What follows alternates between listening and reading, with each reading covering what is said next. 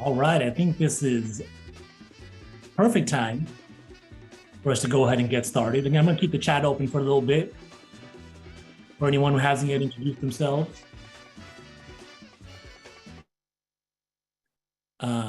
We'd love to know who you are, where you're from.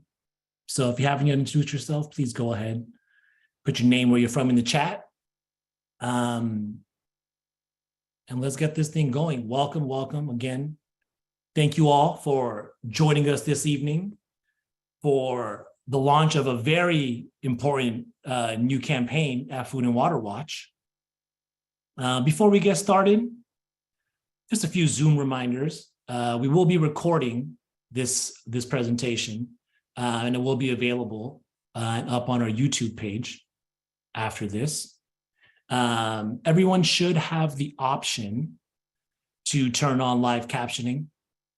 If you have any questions, please use the Q&A box. As you can see, it should be right there on the bottom. We're actually going to be turning off the chat once the presentation starts. So please, if anyone has any questions, as I'm sure folks will, put them in the Q&A so we can answer those there. I want to give a big thanks to Mark Schlossberg, one of our managing directors, who was holding down the Q&A section for us. We appreciate all of you joining us this evening. We will do our best to respect your time tonight, and you know, plan to close around 8 o'clock. So let's go ahead and introduce ourselves initially. Start off with some quick introductions. We'll turn the screen share off for a little bit so you can see who we are. Then we'll turn it right back on once the presentation begins. So let me go and toss it over to Andrea. Good evening, everyone. My name is Andrea Vega. I'm an organizer for Food and Water Watch based in Los Angeles on unceded Tongva land. And my name is Tomas Morales-Rebecki, and I'm the Central Coast Organizing Manager here in Ventura on unceded Chumash land. And my name is Chirag Bhakta. I am the California Director here at Food and Water Watch, based out of San Francisco on Ramaytush Ohlone land. Lived here for most of my life in the Tenderloin specifically, for anyone who's familiar with the area at all. A little bit of background on myself. My family moved to California and arrived here in the mid to late 80s from rural India, where they had been farmers for generations. Coming to this country and finding stability has allowed me to devote my work to my values, which is what brings me here today. Those values include a safe, secure, and just future for generations to come. You know, as a lifelong resident and organizer in California, I know that regardless of where we live, be it up here in the Bay, be it in the Central Valley, SoCal, or even north of Northern California, Californians have a lot in common.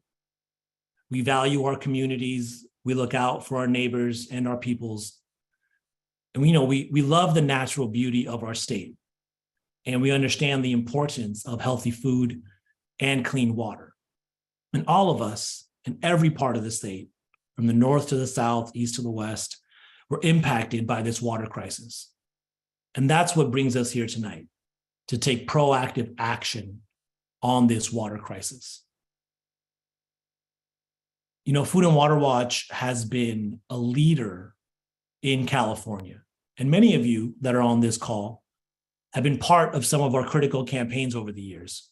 You know, we were the first national organization to call for a ban on fracking, and we helped launch the Californians Against Fracking Coalition. We led the way from our on-the-ground work in the Central Coast for a setback zone to protect vulnerable communities from oil and gas drilling. We helped build opposition in Southern California to the Twin Delta tunnels, which I'm sure some of you know about.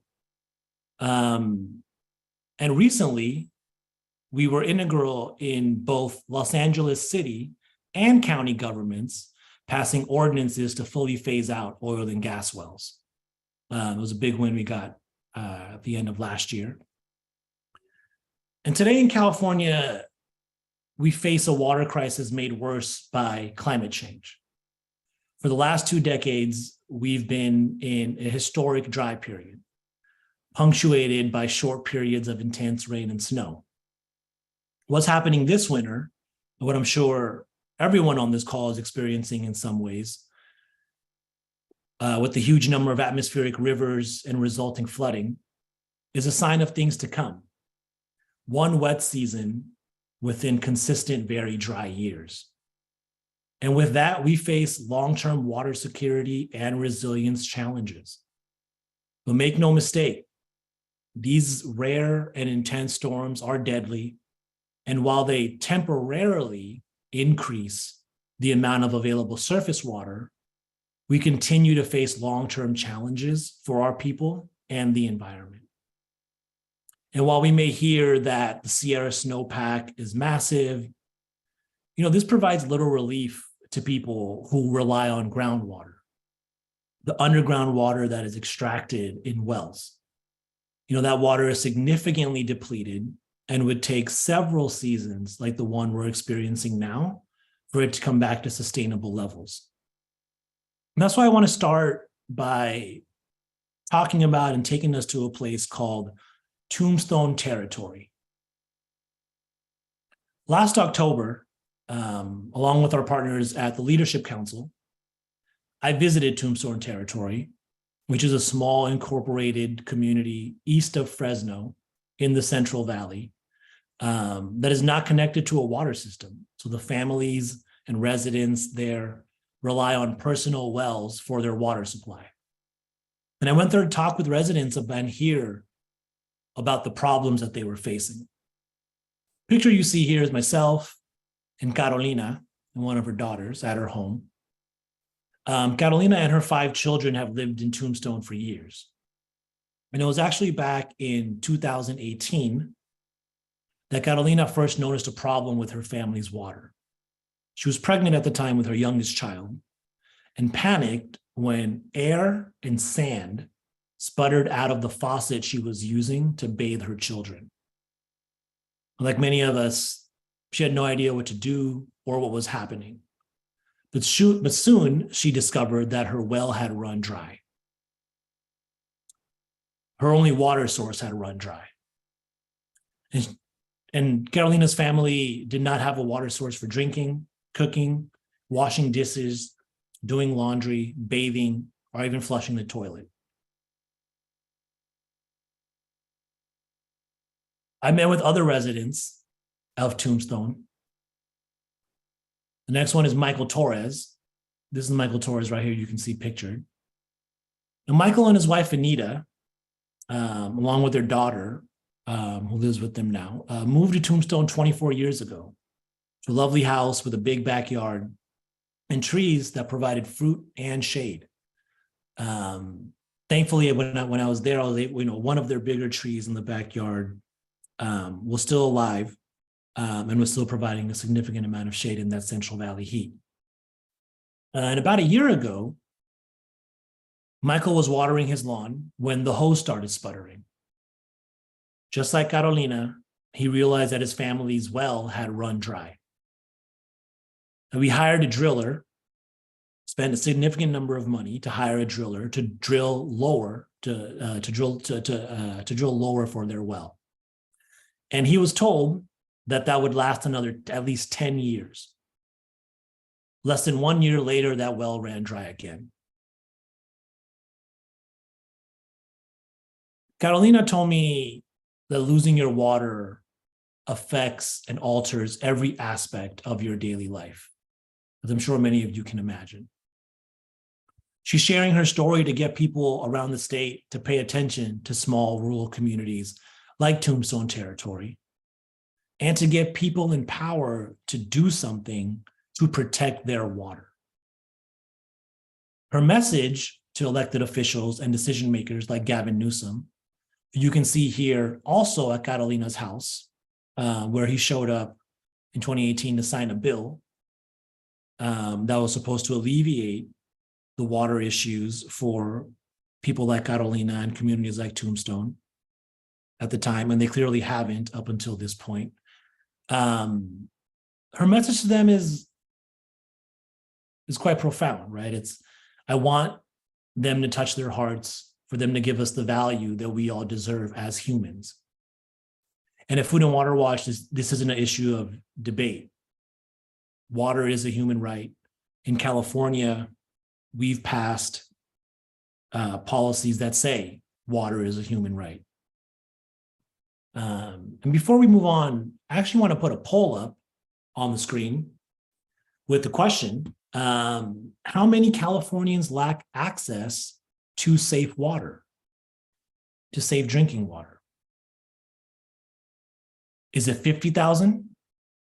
Is it 170,000? Is it 450,000?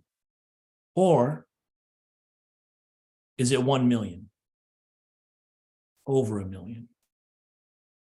I'm gonna give a few seconds for folks to put their responses in.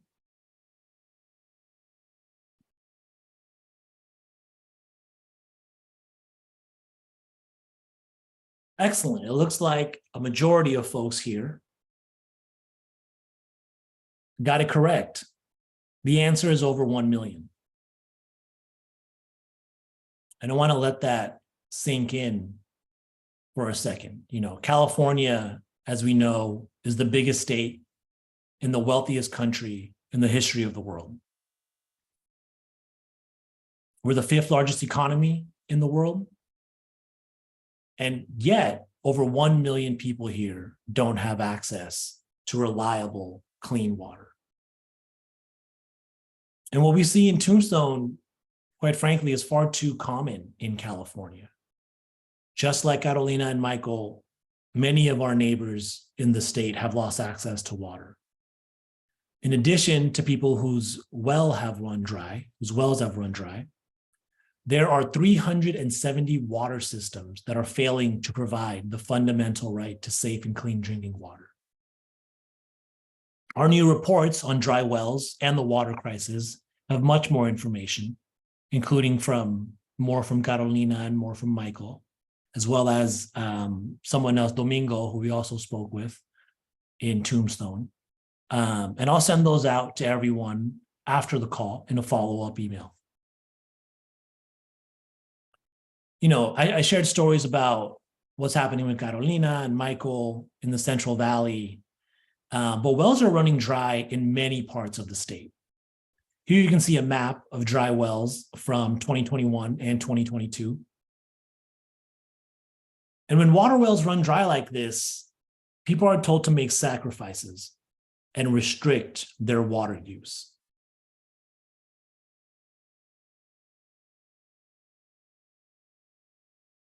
I'm going to pass it on to Tomas to talk a little bit about what's causing the current problems that we're facing in California with our water.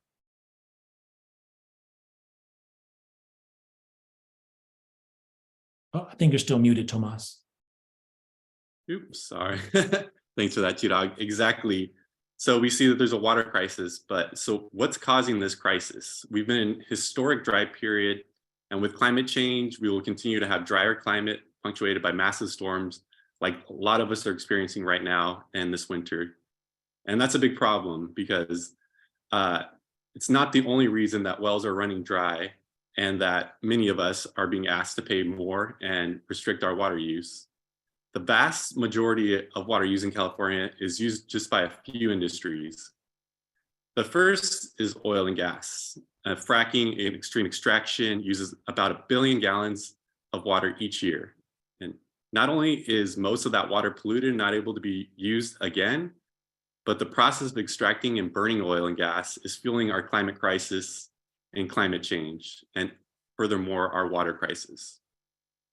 By far, the biggest water user is agriculture. 80% of California's water goes to agriculture, and most of that to industrial farms. But yes, we do need a thriving agricultural sector to produce food for people to eat. Myself too, my background, my grandpa came here during the Bracero movement and worked the fields. I have lots of family on both sides. On my Italian side too, in the Central Valley, a lot of them that work in the almond fields today. But not all farms are created equal, let me tell you. Two of the biggest water users are dairy factory farms and irrigation for tree nuts and alfalfa. So mega dairies are large factory farms with over 500 cows, and they require a huge amount of water. Our latest report found that it takes 142 million gallons every day to maintain these mega dairies. So that water is just the amount given to cows for their drinking and to wash the cows in their buildings. This doesn't even include the water being used to irrigate cattle feed like alfalfa. So to put this into perspective, that amount of water in one day, 142 million gallons of water, is enough to cover the daily indoor water use for every resident of San Francisco, San Jose, and San Diego combined. So that's over 3.1 million Californians.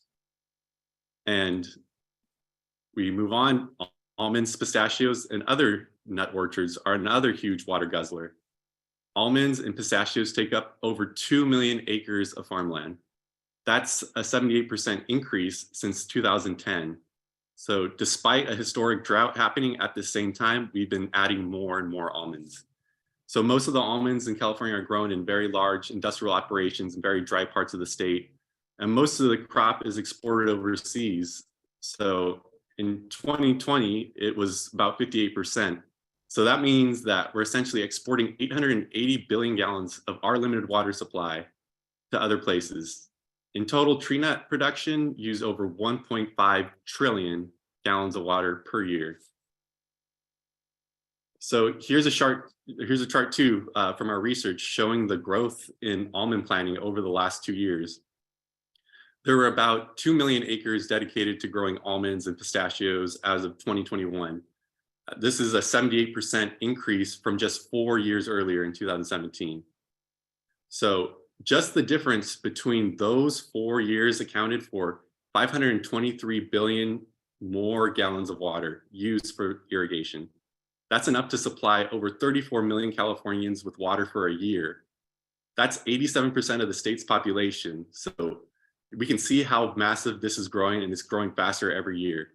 So instead of protecting our water for almost the entire population of our state, corporations planted thousands of acres of crops that require irrigation all year round. And then they export most of those crops overseas for huge profits. So staying on alfalfa, moving to alfalfa, it's another water intensive crop. Speaking of the feed for these factory farms. Here's an outrageous example. So in 2016, Saudi Arabia banned the growing of livestock feed, including alfalfa, because it used too much water. So what did Saudi Arabia do? A Saudi company called Fondomonte Farms bought 15,000 acres of California farmland to grow alfalfa and then ship it back to Saudi Arabia, which is just ridiculous. So just like with almonds, these corporations are exporting California's water and shipping it around the globe. And it's the same, at the same time, big ag and big oil are taking billions of gallons of water and turning record profits. Ordinary residents in California are being told to conserve water, and we're being charged higher rates for the water we use. So how many of y'all have seen signs like this or on the freeways driving by? I actually saw this sticker in the bathroom at the San Francisco airport. So just like I think Michael summed it up best when he said, they're telling us to cut back, but here they're allowing these farmers to plant more and more almonds. It's just not fair. So yeah, thank you so much. I'll pass it back to Chirag. Thank you, Tomas, for giving us that information. I mean, I think, once we put the numbers down and we compare it to how that actually compares to our water use, our human water use, and Californians' water use, I think it's very clear, right? Like, California's water crisis is a result of corporate abuse by big oil and big agriculture. And the climate crisis is caused by digging up and burning fossil fuels. If we really want to take a serious, thought out, future thinking approach to solving our water crisis, reining in these industries is the place that we're supposed to begin. So what can we do about it? The good news is that our governor, Gavin Newsom, my former mayor here in San Francisco, has the authority to stop the practices that are doing the most damage to our water. He has that authority today. And he had it yesterday too. We need to completely move off fossil fuels and factory farms. But as a first step, we need to stop these industries from expanding. Through executive action, the governor can declare a moratorium on new oil and gas drilling, new mega dairy factory farms, and new alfalfa and almond production. He has the authority to stop approving these permits, and he has the authority to call for a moratorium. And he hasn't done so. These three actions would save hundreds of billions of gallons of water each year. I'm going to say that again. If the governor took these steps, these three actions would save hundreds of billions of gallons of water each year and reduce the pressure on groundwater resources in the Central Valley, where so many wells are running dry, and where so many large agricultural operations are using industrial drilling and their own industrial wells to suck up all the groundwater that individuals and families are relying on in these rural communities. And ending oil and gas is a critical step to moving our state off of fossil fuels and addressing the root causes of the climate crisis. If California wants to be a leader on climate, then we have to stop oil and gas drilling in this state. Every single one of our neighbors and community members deserves water they can rely on. Climate change makes it especially important that we make our food and energy systems more sustainable and more resilient, and prioritize human needs over corporate greed. That's what this campaign is all about. It's about putting people over profit and putting the water needs of all Californians before the profits of large oil and gas operations and large agricultural operations. And to win this campaign and protect California's water for everyone, we'll be going up against some of the most powerful corporate interests in this state. How will we force Governor Newsom to put the interests of ordinary Californians first? We'll do it in the same way we've won every other campaign. So everybody say it with me if you can. By organizing. And to talk more about that, to see how we can all get involved and how we all need to be in this fight together, I'm going to turn it over to Andrea to talk a little bit more about that. Andrea, go ahead. Thank you so much, Chirag. So everyone, by joining us tonight, you're an important part of the first phase of this campaign. Almost everyone in California knows that our state has a water crisis, but not everyone knows what's causing it. Now that you've heard about some of these same industries driving the climate crisis and sucking up billions of gallons of our water, all of you are equipped to spread the word in your community. Conversations between neighbors can have a huge impact and will help build the people power necessary to win. In the first phase of this campaign, we have a goal to have face-to-face conversations with at least 5,000 California residents in the next 3 months. There's no substitute for having real in-person conversations, so that'll be our focus. And we'll do this in 2 ways. So first is by collecting petition postcards. When I ask someone to sign a petition, I have the opportunity to talk to them about the California water crisis and the big oil and big ag corporations that are causing it. It's also an easy opportunity for that person to take action and get involved. We'll compile all the petitions from across the state and deliver them to Governor Newsom to show how many people care about this campaign. And we can ask everyone who signs a petition to join our volunteer team and get involved in this campaign. You can gather petitions at pretty much any place where you meet and talk to people, at a local farmer's market, your office, a library, community group meeting, or at your church or place of worship. You can even take petitions door to door in your neighborhood or apartment building. The other way to have face-to-face conversations with people is by giving a presentation to a small group in your community.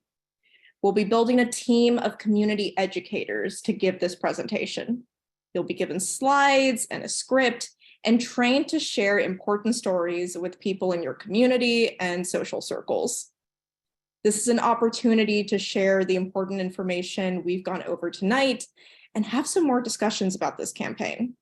You can also pass a petition around so people have a way to take action and get involved. Again, you can do this in a lot of places at an existing group meeting, like a neighborhood association, faith group, or a service group like Rotary. Many local organizations also have guest speakers and are often looking for people to come talk to at their meetings. You can also gather friends and neighbors together for an informal house party. So that's where you come in. All of you who joined us tonight, you're already ahead of the curve. We'll be putting a link in the chat to sign up to volunteer on this campaign. When you sign up, please indicate if you're interested in joining our team of community educators or gathering petitions or both.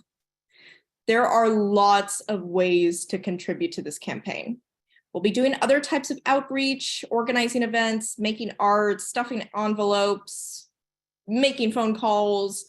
But at this early stage, having thousands of one-on-one conversations is the best way to spread the word and get more people involved. So we will have our first statewide meeting on March 22nd, which also happens to be World Water Day. I hope you can all join us then, but in the meantime, please sign up to get involved. Again, please indicate on the form if you'd like to gather petitions or give a presentation in your community, and we'll follow up with the trainings and all the materials that you need. I'll put the link in the chat to sign up to volunteer and join our next team meeting on March 22nd. We'll follow up with everyone to get you materials, and we have petitions and talking points in both Spanish and English.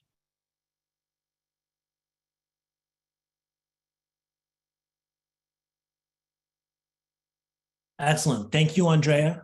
I hope everyone can see I went ahead and put volunteer form and volunteer meeting information in the chat.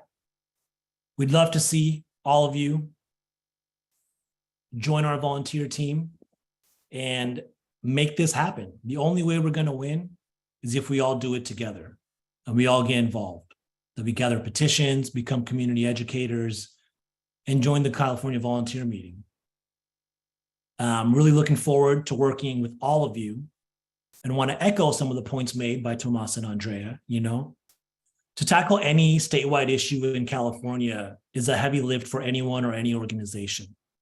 And that's why we need everyone to play a role, and we need every part of California involved.